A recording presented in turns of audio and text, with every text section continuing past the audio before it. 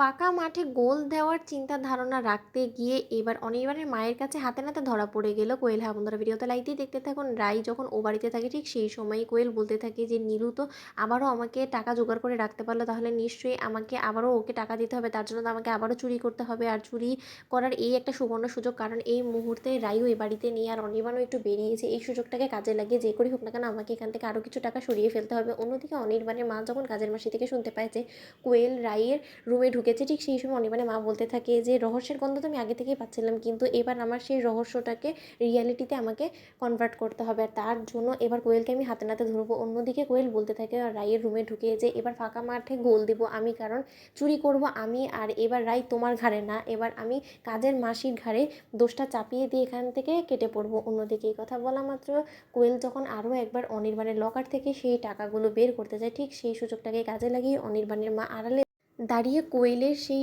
টাকা চুরি করার দৃশ্যটাকে যখন নিজের ক্যামেরাবন্দি করে ফেলে, ঠিক সেই সময়ে কোয়েল সেই টাকাগুলো চুরি করে নিয়ে বের হওয়ার সময় অনির্বাণের মা কোয়েলকে আটকে দিয়ে বলতে থাকে যে কোথায় যাচ্ছ, তুমি কি মনে করছো ঘুঘু তুমি সবসময় ধান খেয়ে যাবে আর কাকপক্ষীতেও টের পাবে না?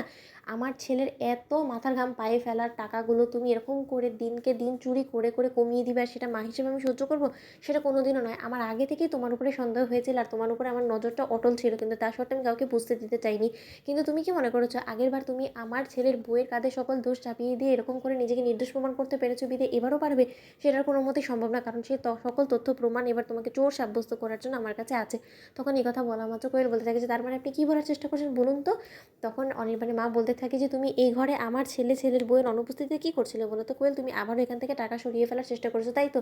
আর সেই সকল কিছুর প্রুফ আমার কাছে আছে, একদম আমার সাথে তর্ক করার চেষ্টা করবে না। তাই যে টাকাগুলো নিয়েছো সেটা আমাকে দিয়ে দাও, নয়তো আমি কিন্তু এবার সকলের সামনে চিৎকার চেঁচামেচি শুরু করে দেবো। তাহলে নিশ্চয়ই তুমি বুঝতে পারছো যে অনির্বাণকে আমি এক্ষুনি ফোন করে যদি বাড়ি ফিরিয়ে আনি তাহলে নিশ্চয়ই অনির্বাণ তোমাকে ছেড়ে কথা বলবে না। অনির্বাণের সামনে তোমাকে চোর সাব্যস্ত করতে আমার 2 মিনিটও সময় লাগবে না। অন্যদিকে কোয়েল বলতে থাকে যে আপনি যতই চেষ্টা করুন না কেন আমি অনির্বাণকে এমনভাবে ভুলভাল বোঝানোর চেষ্টা করবো যার ফলে কিনা আপনাকেও অবিশ্বাস করবে, কিন্তু কোনো মতেও আমাকে অবিশ্বাস করবে না, কারণ আমি ওকে এমনভাবেই ভালোবাসার মায়াজালে ফাঁসিয়ে অন্ধ করে রেখেছি। তাই আপনি যতই চেষ্টা করুন না কেন এই টাকা আমি কোনো মতেই রাখবো না। অন্যদিকে অনির্বাণের মায়ের সাথে তুমুল দস্তাদস্তি করতে থাকে কোয়েল, আর কোয়েল বলতে থাকে যে এই বুড়িটাকে যে কোনো মূল্যে এমন কিছু করতে হবে যার ফলে কিনা ও কোনোদিনও মুখ থেকে নিজে কথাও না বের করতে পারে তার ছেলের সামনে, কারণ অনেক সহ্য করেছে এই বুড়ির অত্যাচার, আর সহ্য করবো না।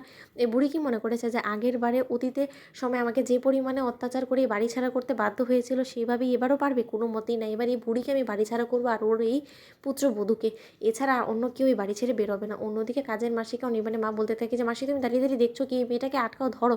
তখন কোয়েল বলতে থাকে যে খবরদার। তো বন্ধুরা, ভিডিওটি ভালো লাগলে লাইক শেয়ার করো, সাবস্ক্রাইব করতে ভুলো না।